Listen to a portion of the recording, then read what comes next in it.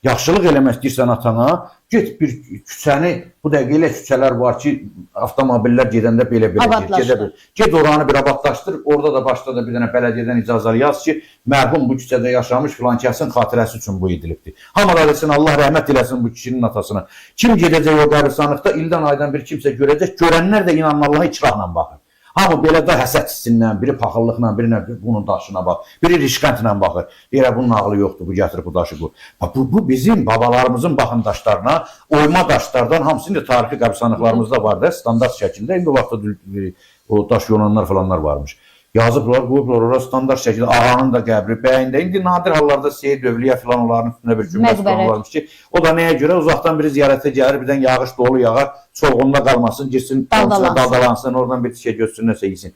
Bu mənada olubdur. Amma da indi artıq bunu ağ eləyiblər. Ehsan məsələsini çox ciddi şəkildə üstünə düşülməlidir. Özü də bizim gözəl dediniz ki, ağsaqqallarımız, rayon ziyalılarımız bunun qarşısını almalıdır. Bu çox biabırsızdır. Ondan sonra da... Əslində qanunla olunması təbii ki, qanun bilirsiniz, onda da durub deyirlər ki, dövlət hər şeyə qarşı, dövlətin qanunu da müəyyən şeylərə icazə verib, buna yol veribdir. Sən gedib ondan su istifadə edirsən. Dini azadlıq bu qədər verilib.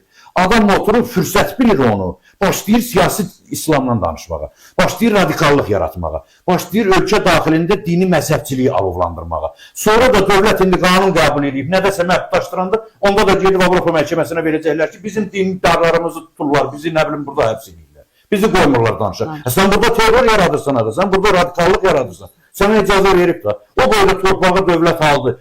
Çatan kimi başladı məscid demək. Hansı müsəlman ölkəsində var? Rapidini gəlsinlər ki, elə bəyə İrandan danışdınız. Dağıdırlar orada, qoymurlar əksinə məscidləri filanları. Bu sünnüdür, qoyma onu asla edam elə. Bu şiyə, bu vəhaidir filandır. Azərbaycan kimi varmı belə bir nümunə? Dini tolerantlıq nümunəsi. Dini tolerantlıq və ikinci bir tərəfdən də dindarlara, inansız insanlara yaradılmış bu dərəcə şərait. Buna əgər, müsəlman əgər hörmət qoymursa, bu nemətin şükrünü eləmirsə, bir gün də Allah bunun əlindən olacaqdır. Bunu Quran deyir, mən demirəm. Deyir, Allahın verdiyi o nemətə gərək şükür eləyəsən, naşükürlük eləməyəsən. İndi Allah sənə verib bu neməti, sən gah gətirib dədənin üstündə 15 minlik daş qoyursan. Gah nə bilim, keyf məclisi qrup adını ihsan qoyursan. Bilmirsən nə oyun çıxardasan. Get bundansa xeyirli iş gör, yaxşı iş gör, nə bilim 15 min verib həccə gedirsən, o 35-ci dəfə. Bəlkə biraz